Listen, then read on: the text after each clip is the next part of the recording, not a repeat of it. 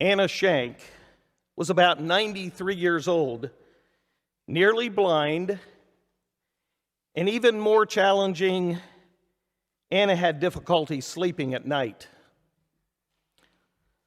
On one visit that Loretta and I made to her home, I asked her how she copes with not sleeping, and she smiled and said, "You know, when I can't sleep, I have time to pray." And I pray for you, Pastor. I pray for my family. I pray for the members of our church. I don't have much, but God has blessed me richly, and I am so grateful.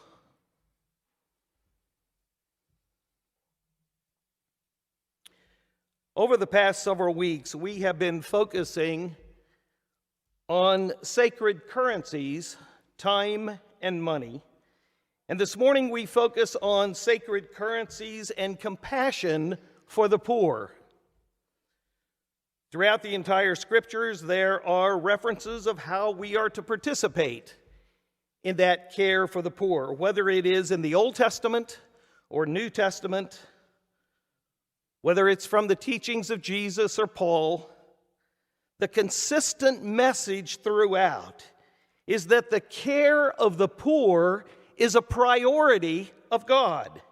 It is the nature of God to care for those who are in need.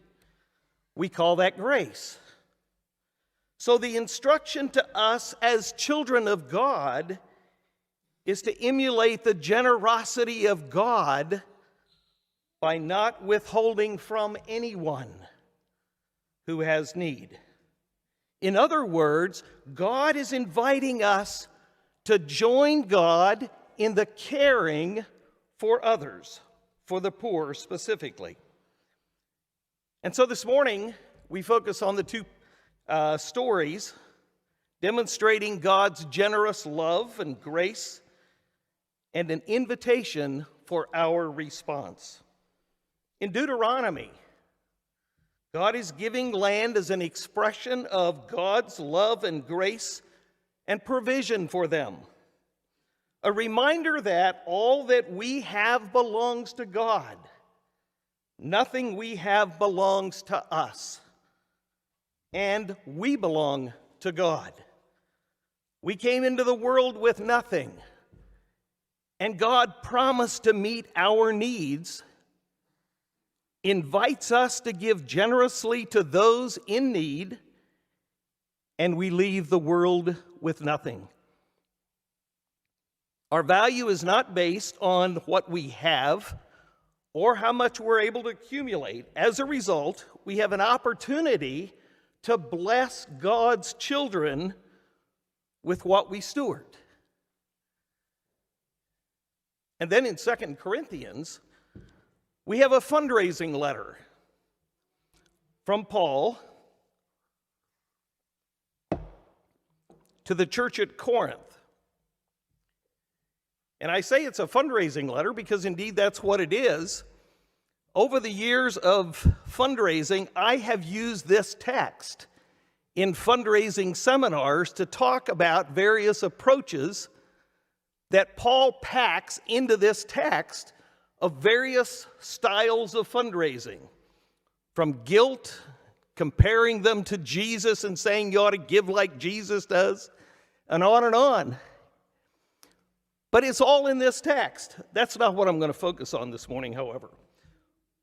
But Paul begins by describing the churches in Macedonia who have been so blessed by the grace of God that even though they are living with persecution and disaster, their abundant joy in spite of their situation has overflowed in great generosity. For the church in Jerusalem, which is believed to be an offering for the poor,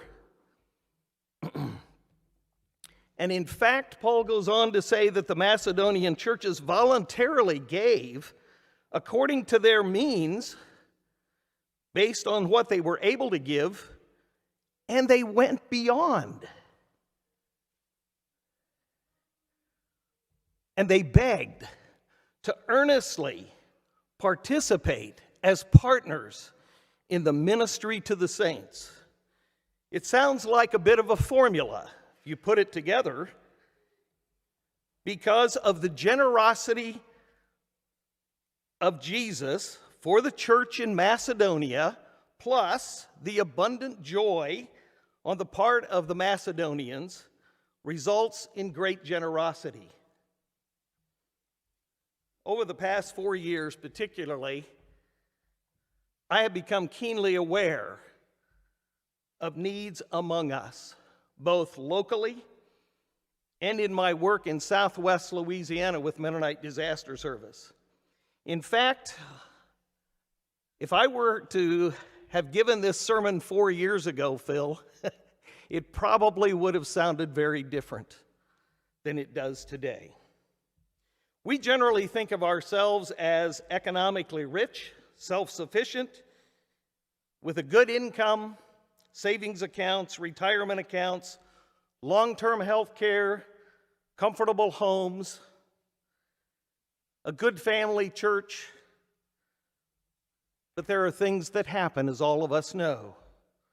There are things that happen beyond our control, and we find ourselves in a position of need. While our need may not necessarily be financial, it may be psychological, it may be medical, it may be spiritual, it may be as a result of a natural disaster or a pandemic or recession or a breakdown in family relationships. So at any moment, we may find ourselves as the ones in need. The good news is that God cares for us. And God loves and cares for us through others. During COVID, we had persons among us, even in this congregation, who gave of themselves and the gifts that God had given them in the healthcare industry, caring for the sick. There were others who were teachers and administrators who gave of themselves in caring for students, our children. Our pastors used their gifts and their role to give of themselves to walk alongside of families who had lost loved ones. And our pastors put together services that were in new formats to help us stay in contact with each other and still stay safe through COVID. But there were moments throughout the last several years that these essential workers, in the midst of all of it, became tired and discouraged and were worn down and needed to be cared for. They became the needy among us. Seldom did we hear them complain. About a fourth of my time since January of 2021, I spent in Southwest Louisiana as the response coordinator for Mennonite Disaster Service. Southwest Louisiana suffered from COVID just like we did in Harrisonburg in 2020. But that's not all. On August 27th of 2020, Hurricane Laura,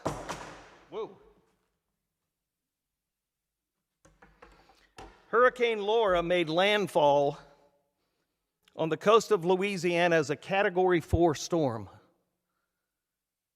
with 150-mile-per-hour winds, tied for the strongest hurricane to hit the state of Louisiana, even stronger than Hurricane Katrina. Less than a month and a half later, on October 9th, Hurricane Delta, a Category 2 at 100 miles per hour, followed the same path as Hurricane Laura. And people say, thank God it wasn't as strong as Hurricane Laura. But the reality is, from Hurricane Laura, people put tarps on their roofs when they lost their roofs. And a month later, those tarps were ripped off by Hurricane Delta and flooded those homes. February of 2021, a few months later, there was an ice and snow event that all of us heard about in Texas. Also hit southwest Louisiana and took out about 70% of the water supply infrastructure. On Tuesday, May 17th of 2021, there was 18 inches of rain that fell on the city of Lake Charles in 3 hours. And so the families whose homes flooded from Hurricane Laura and again from Hurricane Delta were flooded again the third time from the 18 inches of rain on May 17th. August, a few months later, 3 tornadoes hit Lake Charles, damaged and destroyed 75 more homes. That's southwest Louisiana. Lake Charles is a city of 85,000 people, and it's about 55 miles from the coast. And people say to me, why don't they move? And the reality is people came up from the coast to Lake Charles to get away. That's their home. Today, there are still over 15,000 people who are displaced from their homes in southwest Louisiana. Businesses were destroyed. The homeless population has increased significantly. Rental properties were destroyed, and there's been no help for the landlords. Rents began at $1,200 or more, and those on minimum wage can't afford it if they can find rental properties at all. According to FEMA, the numbers that just came out, there are still over 6,000 homes in the city of Lake Charles that are still severely damaged and 12,000 that are moderately damaged. Homes that have new roofs on them today are still uninhabitable because of the mold that exists inside those homes. But that's not all. There's another disaster, and that is that contractor fraud is rampant in the area. Hundreds and hundreds of homeowners received FEMA money and insurance money, and contractors came to the door and said, we'll be glad to help you put on your roof and repair your house, but we need to be paid up front in order to buy the materials. They were paid and never returned.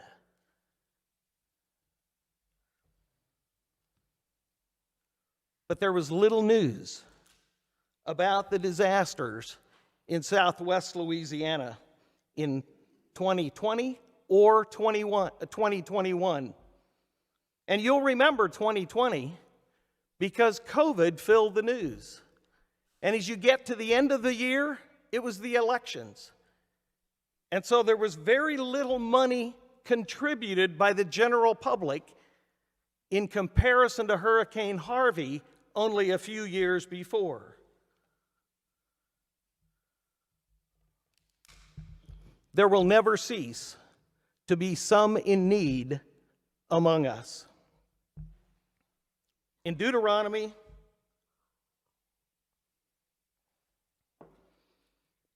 if there is anyone among you in need, a member from your community or anyone from your towns within the land that the Lord your God has given you, do not be hard-hearted or tight-fisted toward your needy neighbor You should rather open your hand, willingly lending enough to meet the need, whatever it may be.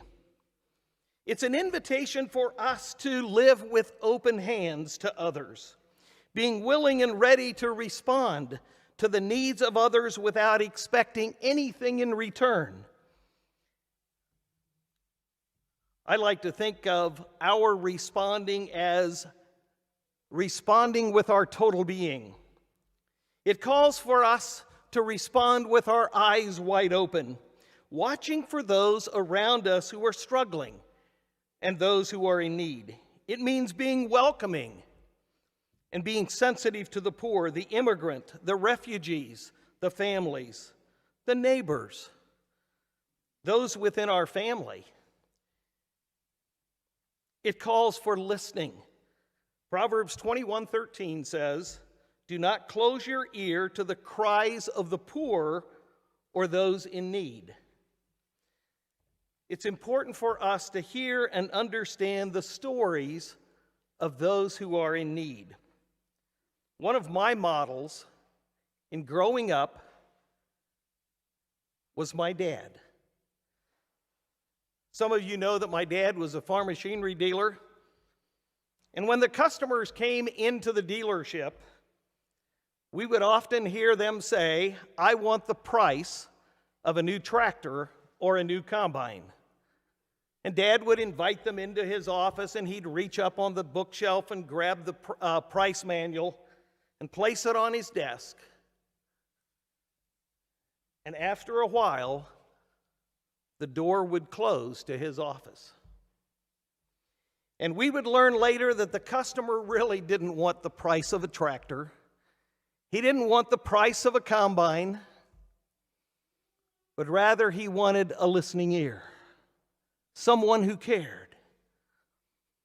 And my dad was known in the community as one who cared for others, not just as customers, but as persons that Dad loved and appreciated. So it calls for us to also speak, not only to see or to listen, but also to speak on behalf of the poor, being advocates for those who are in need. I'm so grateful for the Park View Mennonite Church and the Compassion Fund and the many who give to that Compassion Fund to those who have needs within this congregation and within the community. There are times also when it's important for us to say no to putting a Band-Aid on homes rather than repairing them in the way they should be fixed to mitigate against the next storm. We can do better. It means finding partnerships and reaching out to potential partners and funders who will share the same mission of assisting the poor. It means developing relationships sometimes with local, state, and federal leaders to explore ways of working together to meet the needs of those who are not able to recover from disasters on their own. In both passages of Deuteronomy and Corinthians, there's an invitation to action, to do something with the sacred currency that God has given us on behalf of those in need. And so open your hands, as Anna did in opening up her heart in prayer. The Park View Mennonite Church is known for doing something. You're a giving congregation, and many of you serve on boards within this community. You open your hands to making a difference in the lives of persons in need. In March of 2020, you opened your hands during COVID when members of this congregation helped to make masks for first responders. Persons from the congregation participated and invited others from other Mennonite churches in the community who joined us as well. And then persons from other denominations joined in, and in total, we made over 10,000 masks and distributed over 16,000 to persons in the community. You opened your hands in responding to making Tyvek gowns. If you don't know what Tyvek is a wrap that we use on new homes. And we made gowns for first responders during COVID, for first responders to wear when they went into critical situations or dangerous situations. Others opened their hand to retrofit hospital gowns, making them into staff gowns for nurses at VMRC. There were others who opened their hands in taking meals to students, EMU students, who were in motels and in Airbnbs. And later there were others who participated in helping to park cars at the vaccination clinics or helped in the support lines at JMU. In all, there were 275 persons, at least, who opened their hands and voluntarily and joyfully responded in love to those in need during COVID. In 2 Corinthians 8, Paul says, "For I do not mean that there should be relief for others and hardship for you, but it is a question of equality between your present abundance and their need, so that their abundance may also supply your need, in order that there may be equality." I thought that was meaningfully portrayed this morning. And so thank you very much for doing that during the children's story. But it's an attitude of abundance as we work together rather than an approach of scarcity, an attitude of scarcity. What it means is sometimes repairing a car for someone who is in need. Other times it's providing groceries through the Compassion Fund, covering a month's mortgage for someone. It may mean replacing a roof and redoing the inside of a home.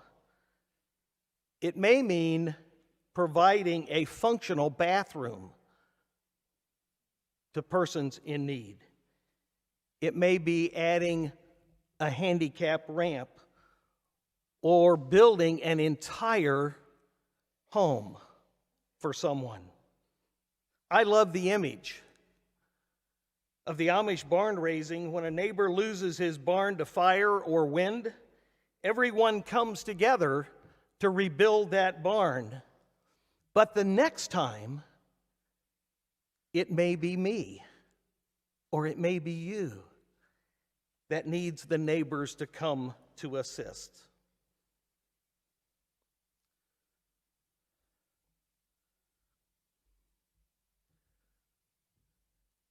There are a number of benefits. In Deuteronomy 15:10, "Give liberally and be ungrudging when you do so, and for in this account the Lord will bless you in all your work and in all you undertake."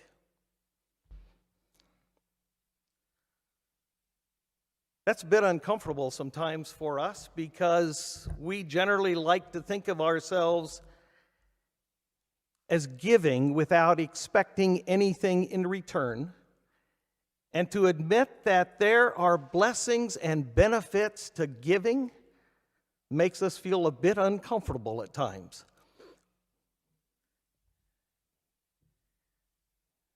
However, I believe this passage, and after having spent the last year and a half in Southwest Louisiana, I recognize there are benefits in responding to the needs of others.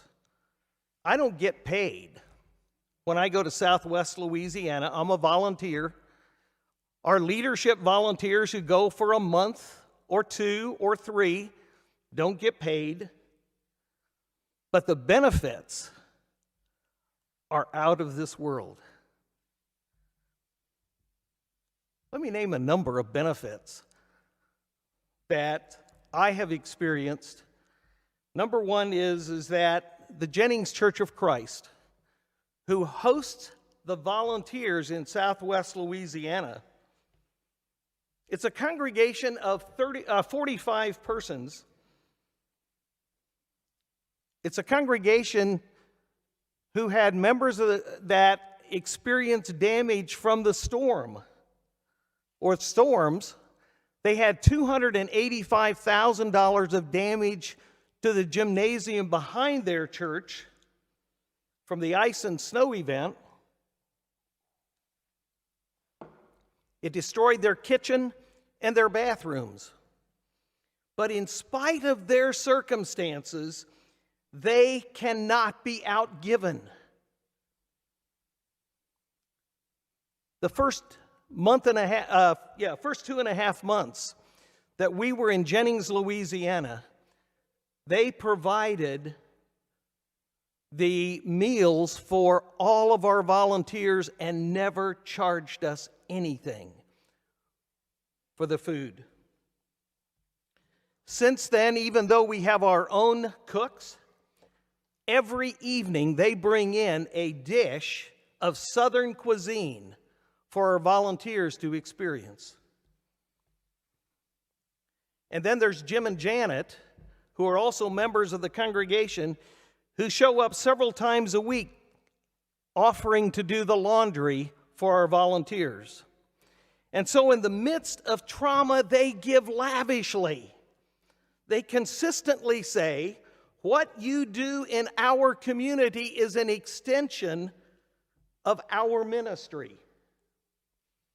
We want to partner with you.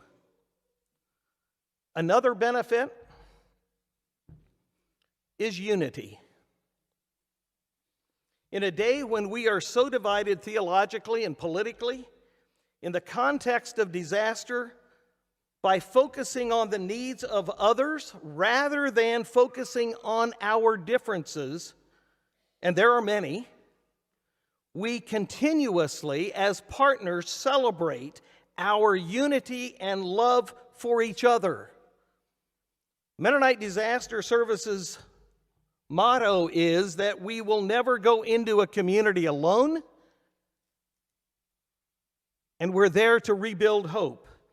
And we partner with other organizations, bringing their gifts to the partnership, and together we respond to the need of the disaster survivors.